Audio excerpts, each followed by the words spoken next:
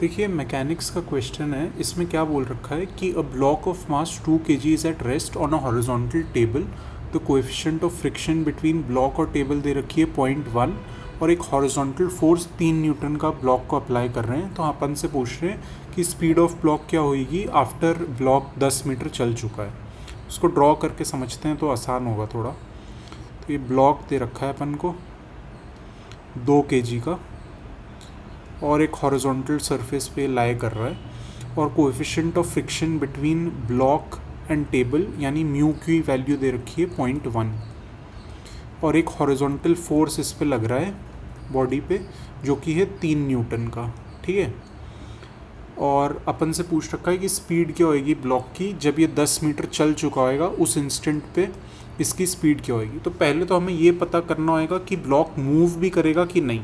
क्योंकि मतलब frictionless surface नहीं है, कोएफिशिएंट ऑफ फ्रिक्शन दिया हुआ है, तो जो हॉरिजॉन्टल फोर्स है उसको ये जो रफनेस होएगी सरफेस और ऑब्जेक्ट के बीच में वो अपोज करेगी। तो हमें देखना है कि इतना फोर्स तो है कि ऑब्जेक्ट मूव कर पाए, नहीं तो 10 मीटर क्या वो चल ही नहीं पाएगा ऑब्जेक्ट, तो कोई उसकी स्पीड होएगी ही नहीं। तो सबसे पहले फ्रिक्शन कैलकुलेट कर लेते हैं कितनी है। तो फ्रिक्शन की वैल्यू कितनी होती है, coefficient of friction mu into normal reaction. तो फ्रिक्शन दो चीज़ों पे डिपेंड करती है, एक तो होती है आपका नॉर्मल रिएक्शन जो कि बताता है कि आपका ऑब्जेक्ट कितना हैवी है। अगर हैवियर ऑब्जेक्ट है तो उसको मूव करना नेचुरली डिफ़िकल्ट होता है, तो फ्रिक्शन भी हायर एक्ट करेगी। और दूसरा होता है कोएफिशिएंट ऑफ फ्रिक्शन, ये बेसिकली रफनेस डिस्क्राइब करता है सरफेस की। अगर सरफेस ज़्यादा रफ है तो फ्रिक्शन ज़्यादा हाई एक्ट होएगी। तो फ्रिक्शन कितनी होगी अपनी सरफेस की, कोएफिशिएंट ऑफ फ्रिक्शन 1/10 है 0.1 into normal reaction is basically m into जी।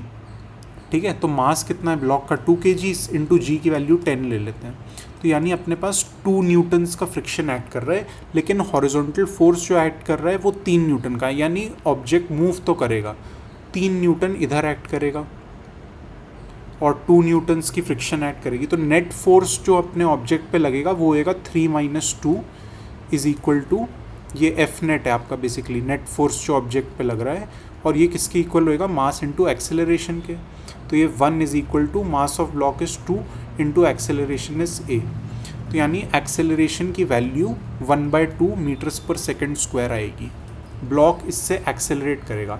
अब अपन से पूछा है कि स्पीड ऑफ द ब्लॉक क्या होगी after it has moved a distance of 10 meters. तो यानी डिस्प्लेसमेंट की वैल्यू दे रखी है 10 मीटर्स और एक्सेलरेशन दे रखा है 1/2 या half metres per second square. Final velocity अपन से पूछी है और इनिशियली तो ब्लॉक रेस्ट पे दे रखा है, is at rest.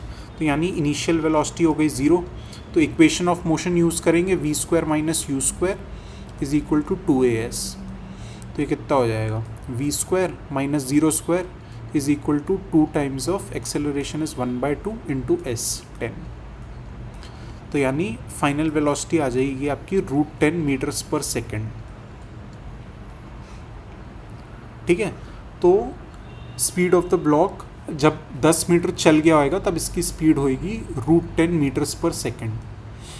In questions में ये ध्यान रखना होता है आपको कि पहले ये चेक करना होता है कि फ्रिक्शन कितनी ऐड कर रही है। अगर फ्रिक्शन सपोज ये 1 kg का ब्लॉक होता, मतलब अगर हैवियर ब्लॉक होता तो और मुश्किल होता है इसको मूव करना। अगर 3 kg का ब्लॉक होता तो यहाँ पे फ्रिक्शन की वैल्यू कितनी आती, 1/10 इंटू 3 इंटू 10 3 न्यूटन। तो 3 न्यूटन से अपन मूव कर रहे हैं, लेकिन 3 न्यूटन का तो फ्रिक्शन ही ऐड कर रहा है, तो उस केस में तो ब्लॉक मूव ही नहीं करता।